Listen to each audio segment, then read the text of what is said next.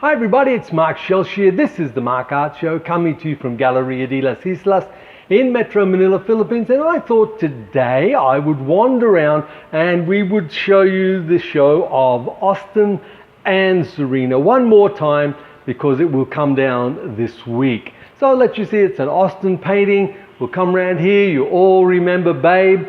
Babe is here. You see that? It was a stunning piece. It really is. I don't know if I've ever got up close and let you see the texture that's involved in this. The amount of extra things that he did, the work that he put into it is phenomenal. And over here we have again the fly with all the eyes on it. Another marvelous piece by Austin. Come round here, we have his piece, Mother and Child, which I like the concept of this. I love what it speaks and says. Then we have one here which is skulls inside looks like a spider's web, doesn't it? And then we go to Serena's paintings. They are here. These are very intricate, very lovely pieces. Wonderful work. Look at that. Isn't that a stunning piece? Then back here to these ones by Austin, which is a group there, like kind of Philippine gangster group is what he was doing here. Moving over to this other one here by Serena, and back over here to this one by Serena, which is a really interesting piece. Then you have these ones here by Austin. We have Cry, and then we have the heads of Jesus there. Then over here we have more of the Philippine Gangster series.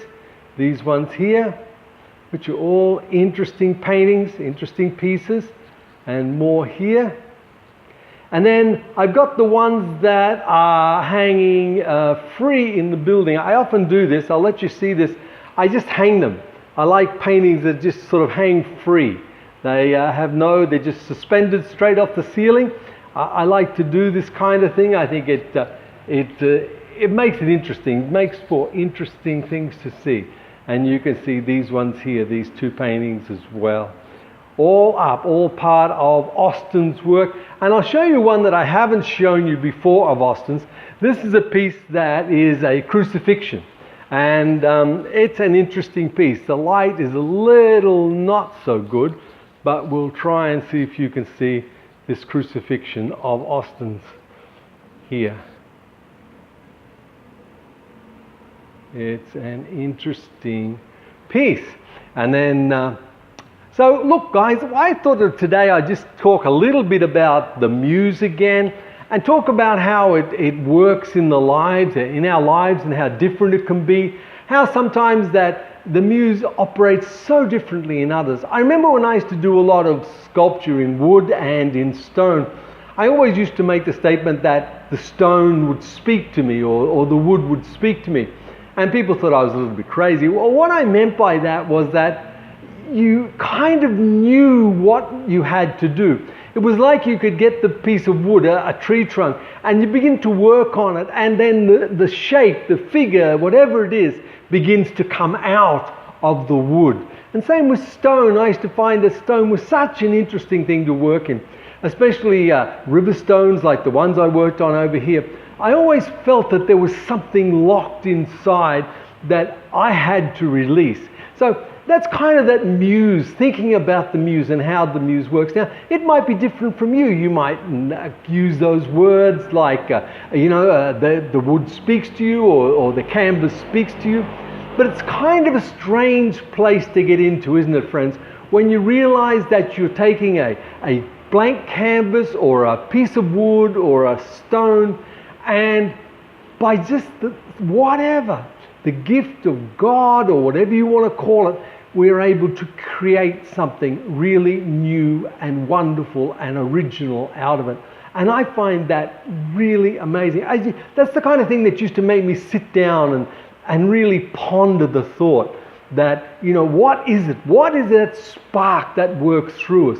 What is that inspiration, that gift that's deep within that a piece of wood or a stone or a blank canvas releases and it flows out and creates something beautiful.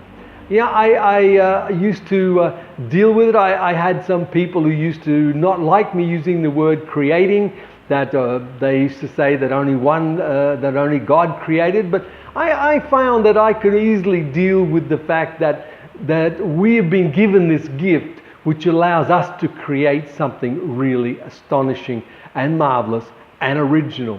And that's what gets me about art. The thought about art, honestly, and I know there's a lot of people out there who disagree with me, but my thought about art is that if it's original art, then it's pure and it's good. Whether it's technically brilliant or it is not. Like child's work, I love looking at children's paintings and drawings. And I remember when I used to teach children, every Saturday I used to teach children to paint, to draw. We used to do 1 hour drawing and 1 hour painting. And I had this one little girl there, and she had the ability to paint things that really used to shock me. She seemed to just get into the zone like that, and all of a sudden she'd do these beautiful things, and she had stories to go with them, and she really, I don't know, she touched something very, very special. Now, I don't know if she's drawing and painting today, because it was a long time ago, and we've lost contact, and I've moved on. I don't teach anymore. I found that my skills are better in other areas. But you know, it used to always amaze me, and I remember having a children's exhibition and all this really amazing, incredible work, and it was all so abstract and so novel, so different, and I saw in that the genius. I saw the creative genius that is locked within each person, waiting to come out. You know, has everybody got that creative genius? Well, I think everybody has the ability to be creative in whatever area. It might be in painting, it might be in writing, it might be in cooking, it might be in sewing, it might be in knitting, it might be in crocheting, all those wonderful skills that we've lost a lot of today. You know, I used to remember watching my nan crochet. And they would make these beautiful doilies and things out. And they were nearly art pieces. Stunning. Where did that come from? Where did that come from? I understand the skills learned, but where did that creative thing come to put all those flowers into it, or to cut that wood that way, or to paint that painting in this certain style? Where does that come from? It comes from within. It comes from that latent power that's within each one of us. That power that is in there to create, and we have to release it and let it free. So friends, I ask you to really think about that. Really think about the power that is within you and how powerful that is, and how you have this ability to curate things. You can just go and do it so easily. It's kind of like you can really shut your eyes and do it, and it just flows out.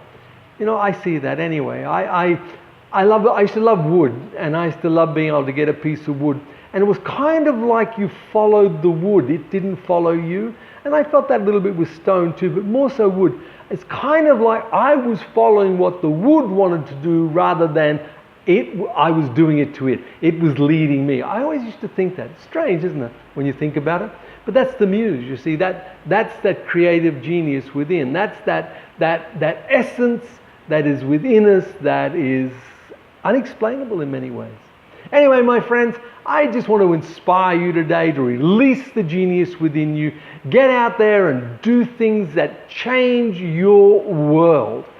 Paint a little different. Be a little bit wilder. Think about another color. Do something. Look for an opportunity in your art to make a change.